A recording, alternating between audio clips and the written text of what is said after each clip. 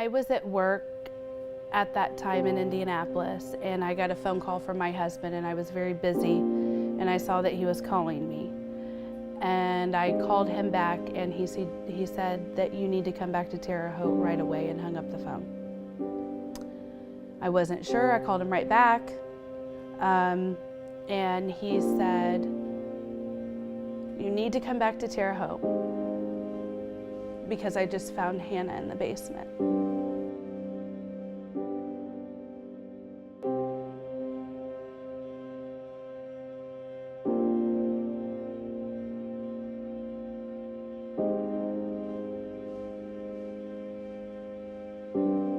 If you have a stigma, you know, to what type of family this happens to, you would have never thought my family, that this would happen to my family. We grew up in a church. My dad was a strong Christian man. We were all good, successful kids, and you know, but he was a man who struggled with a disease, and that disease took his life. He left one morning. I thought he was going to work, and he didn't come home. And I had an uneasy feeling that day, and he didn't come home, so I called the kids. I can't remember now exactly why I had this bad feeling, but I did call the police the next day, and he was missing for 25 days, I believe, before they came to my door and said that they had found him and that he had committed suicide. And it was the longest 25 days of my entire life. It was awful. And I have no idea why, and probably will never know.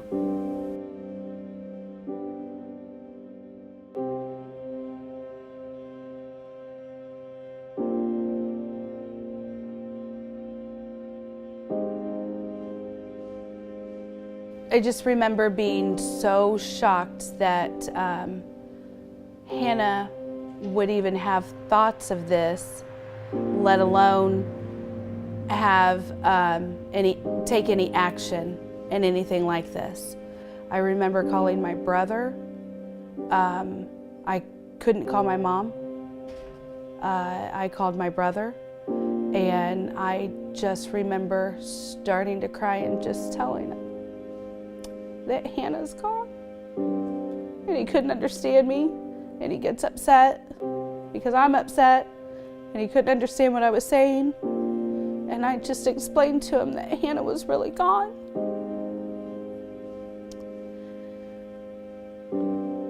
And I just remember praying and just asking God for strength, because I had no idea how my life was going to be from that very second on. It wasn't like this was the first phone call that we had gotten like that, but there just was something different about this phone call. My husband was out of town, and I had just picked up our 7-year-old son from after school care, and we grabbed a pizza, went home with a movie, and was gonna tuck ourselves in for the night, and barely sat down and my phone rang. It was my sister, and it was sheer panic on the other end of the line. She told me that Mom had called and that she thought that Dad had tried to kill himself. We had all the warning signs, and you'll never find a family that tried harder to find help for their loved ones. And you know, I like to compare it to time in an hourglass. Our time ran out, and my dad made the choice to take his own life. And it was a Sunday, and because my birthday was the next day, my family was planning a surprise birthday party for me just to try to get my mind off of things. And we were cleaning the house because everybody was going to come over. And I didn't know that everybody was coming over. Kristen was cleaning the house, so my daughter and I was helping her. And the policeman came to our door. And I just was, I remember sitting there, and he was telling us that he found him, and I could tell by the way he looked that it wasn't good, that they didn't find him alive. My daughter started crying and screaming, and I just sat there. And so he told us everything, and you know how we would have to try to identify his body and stuff. So then my daughter told me that friends and family were on their way over to have a birthday party. So I was like, well, we need to call them and tell them this. So then we had to call everybody, and so that was kind of good because everybody was there within a matter of time, and so I was with friends and family immediately. My church family came over, my family came over, my kids came over, and we were all there together. So it ended up being good. It was kind of bad, but it ended up to be a nice thing to have people around.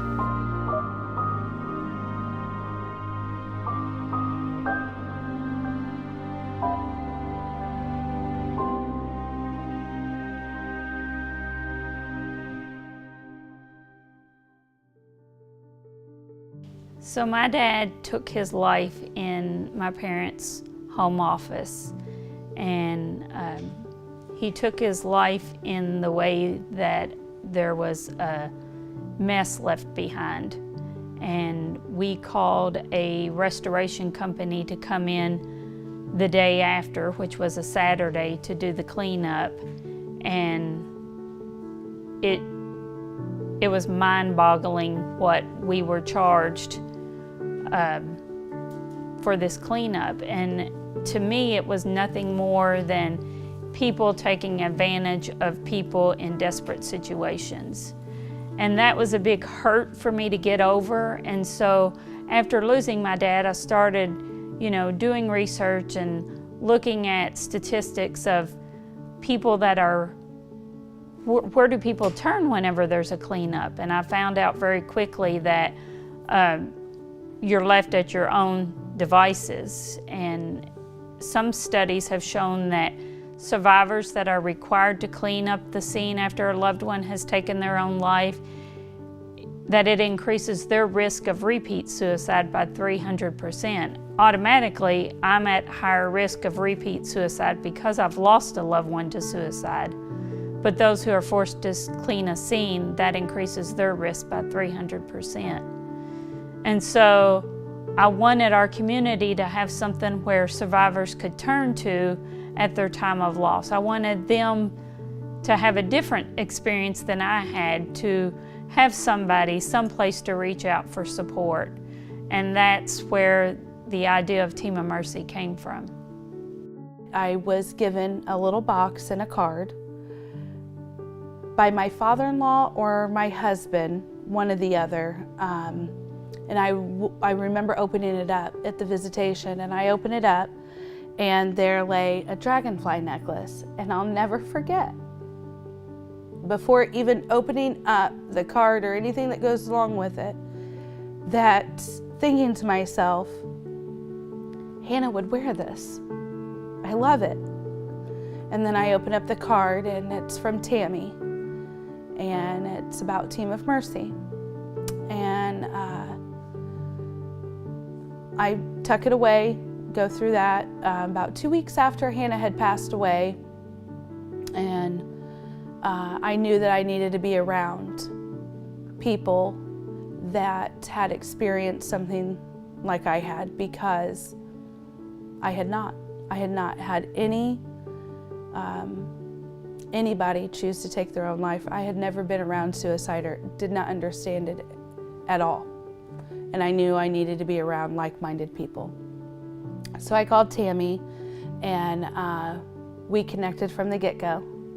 And we started a support group and started getting connected with other people that were experiencing the things that I was going to experience. And some of them had lived many years in their grief. And I believe the first support group that I had attended was our first support group. And from then on, I've been a part of Team of Mercy from the get-go. It's a horrible feeling to know that your loved one chose to take their own life. And although other people have gone through grief, it's a different kind of grief. And you feel so isolated and different, and you want to talk to people that feel the same as you.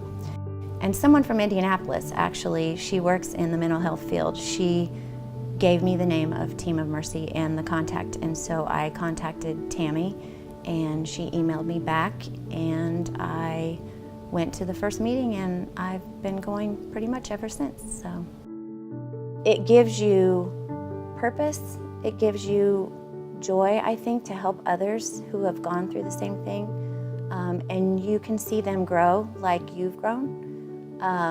It never goes away, but you learn to live with it. And I think we find joy in things and we have fun sometimes. I mean, sometimes the meetings are sad when someone first gets there, but we joke and we laugh, and we're survivors, and that's basically what I went there for, is to find other survivors.